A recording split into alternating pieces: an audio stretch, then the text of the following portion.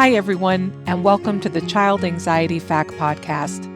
My name is Dawn Friedman, and I'm the owner of Child Anxiety Support, a membership for parents of anxious kids.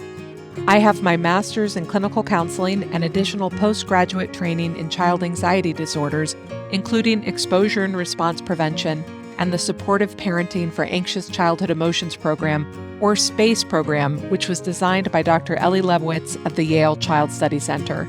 I'm also certified in infant-toddler mental health.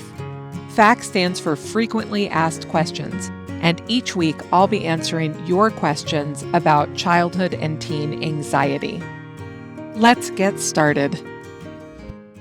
Today's question is, what do parents get wrong about child anxiety counseling? This question is a bit of a trick because no one's actually asked it, but I wanted to answer it anyway because I want to help families get help. The biggest misconception that parents have about any kind of child counseling is that the counselor is going to fix things. What things? Well, that depends on why the parent has brought their child to counseling. Maybe it's the child's behavior, or the relationship the parent has with the child, or the child themselves, but this is not how counseling works. And let's just be clear that kids aren't broken, right? Even when they're really struggling, even when we're really struggling with them, kids aren't broken, ever. So of course, a counselor cannot fix something that isn't even broken.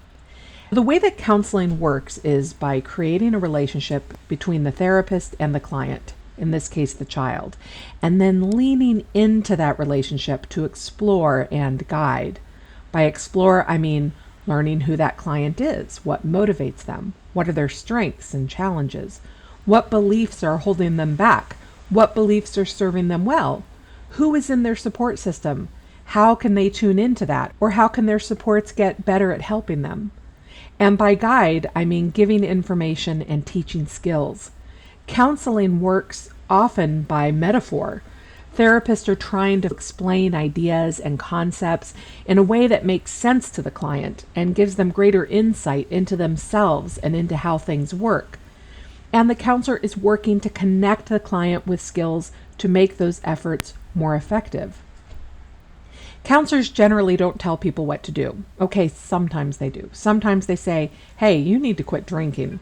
But that's not very useful if the counselor hasn't done a good job of connecting with the client, given that client insight into how their drinking is impacting their functioning and relationships, and help the client identify the resources that are available to them.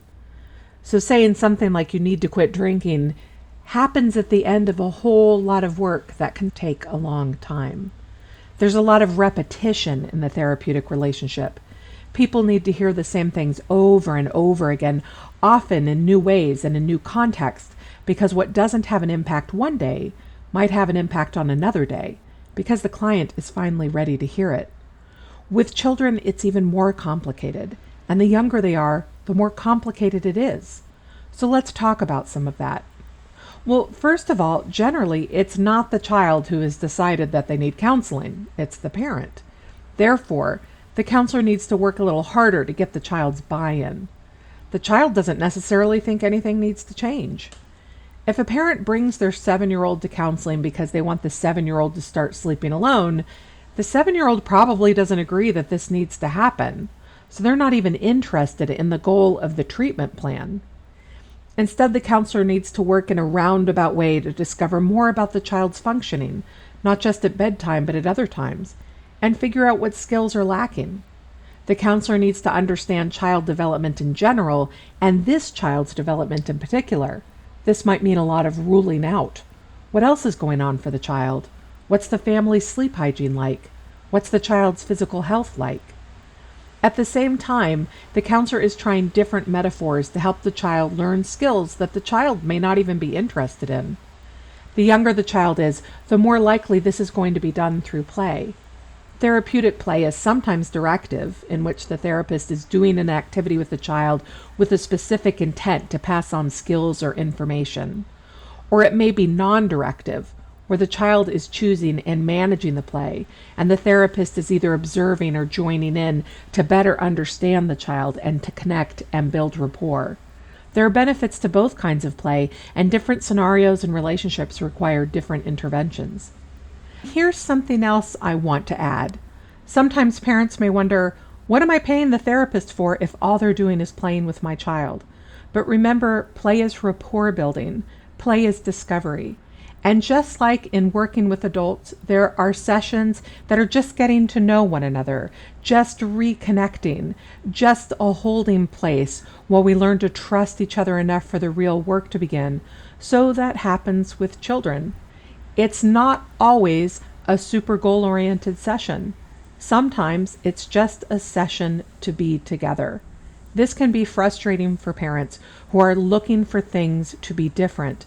Now, very often the issue will not be with the child, it will be with the parent, because the child isn't the one making the decisions. For example, and here we're talking about that 7-year-old I mentioned before, the one who won't go to sleep alone.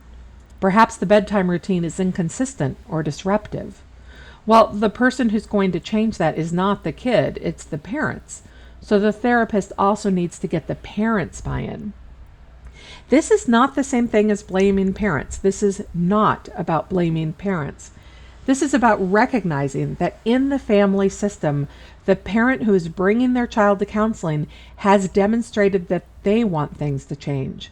And so they're really the ones who are going to have to change. When the parents change, the child will also change. Let's go back to that 7-year-old. Let's say the child is very sensitive to light, and the parents always leave the blinds open. I'm deliberately choosing something very obvious and clear to make this point. The 7-year-old is not going to be able to go to Target and get blackout curtains and then install them. That's up to the parents. If the parents don't do that, then the light-sensitive 7-year-old is likely to continue struggling no matter how often they go to the therapist. And this is how anxiety treatment works too. In lots of ways, parents act like training wheels on a bike. They are there to support their child while their child builds new skills. Eventually, the parents need to remove their support and let their child learn to ride on their own. Anxious children will not necessarily want the parent to stop being training wheels, and yet the parent needs to stop anyway. This is often the point where the parent will bring the child into counseling, which is wonderful, but they will continue acting like training wheels. What they want, and I understand this, is for the therapist to talk their child into wanting to change, so that the child will change. The parents are waiting for the child to say, "Please stop being my training wheels now. I am ready to do it on my own." But this may not ever happen. The more anxious the child is, the less likely this is to happen. There is a large body of research that says that when we do it this way, waiting for the child to ask for the training wheels to come off, that we're doing it backwards. And if the parent doesn't understand that things work this way, they may continue to be training wheels even when the child has asked them to stop, because the parent doesn't realize that's what they're doing. It's common in families with anxious children for the parents to have anxiety too. And as the child begins to grow and stretch and confront their anxiety, this might trigger the parent's anxiety. Then we might have a child who's ready to go without training wheels and a parent inadvertently getting in their way by checking in repeatedly. Are you sure? Are you sure you're ready? Do you have a plan if you fail? Do you want to go over the plan one more time? This is another reason why parents must understand how anxiety works and to be a part of the intervention, even if the child is the one asking for change. So, in a nutshell, what parents get wrong about child anxiety counseling is believing that it's up to and the responsibility of the child to do the learning and do the changing. And that's never true. It's a family affair. Parents need to understand anxiety, how it works, how it's perpetuated, the different ways it shows up. Parents need to identify their own anxiety, knowing when they are projecting their anxiety onto the child, knowing when their worry is interfering with the intervention, and they need to learn how to care for their own anxiety. As I often say, your parenting is not the problem, it's the solution. The strong relationship you have built with your child can pay off now as you ask your child to stretch and grow through their anxiety. And you get to stretch and grow too. If you've had unaddressed anxiety in the past, if you were an anxious child, if you are anxious now, then you must address that in the context of supporting your child in their own anxiety. And this ultimately is why I built child anxiety support. Because even if the child is in counseling, the parents need to do their own work. As a counselor, I would only see a child once a week or maybe every 2 weeks. But parents, of course, well, you're with your children all the time.